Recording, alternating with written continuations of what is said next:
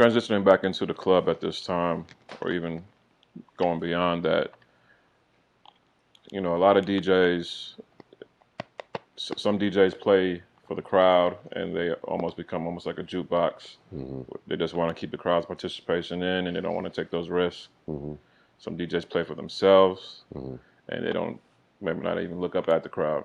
Sure. And they just, this is what I like, so this is what's being played tonight. Sure. Or you have some DJs that do a little bit of both.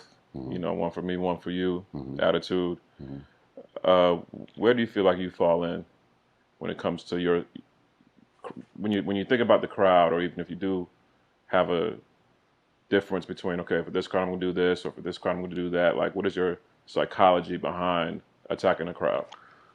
My psychology behind attacking a crowd is not about the crowd at all. Actually, my primary psychology about attacking a crowd is communication with my host.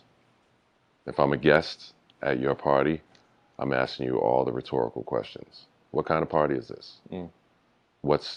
Do you have you recorded the night? Can I hear it? Who've been your guests? What's the musical disposition of the space? A lot of times the initial answer I get was like, come on, Rich, man, just come, just do your thing, man, just do you. And I'm like, look, don't send me on the basketball court with some cleats. Don't send me on the football pitch in a tank top. If you're focused in a certain space, I need to understand what your focus is so that I can respect what you do and put my personality on it.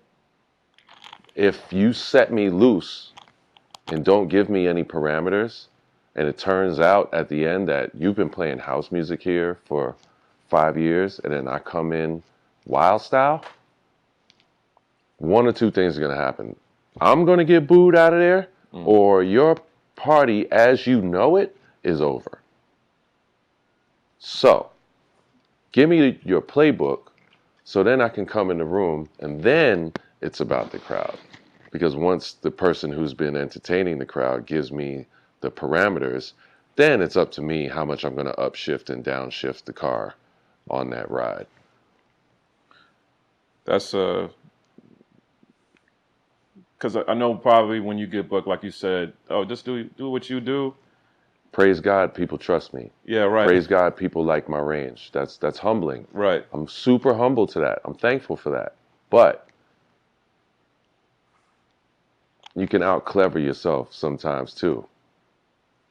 Now, what happens when you might have a promoter that their mind is over here with what they want to hear or what they think, the crowd wants to hear, then the crowd that shows up isn't on that same wavelength. The promoter and their audience, whether it be a one-off or a monthly or whatever the case may be, do you commit to the person that's paying you, or do you, go like abandon that ship and I'm not about to get There booed is out no of here? abandonment. You don't have the Okay. luxury to abandon either. Okay.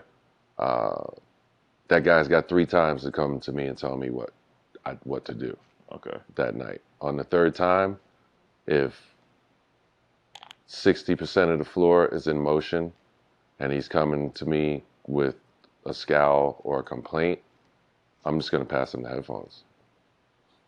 You've done this before? Fuck would you, why have me? You know me. You booked me. Not like I'm going to play so Mr. Against the Grain. I'm not trying to be DJ Deeper Than Thou. But there is an aesthetic to how I get down. And you knew what you were buying. But the way you run it up on me, you're making me feel like I'm a letdown. I'd rather you take the headphones and keep your bread.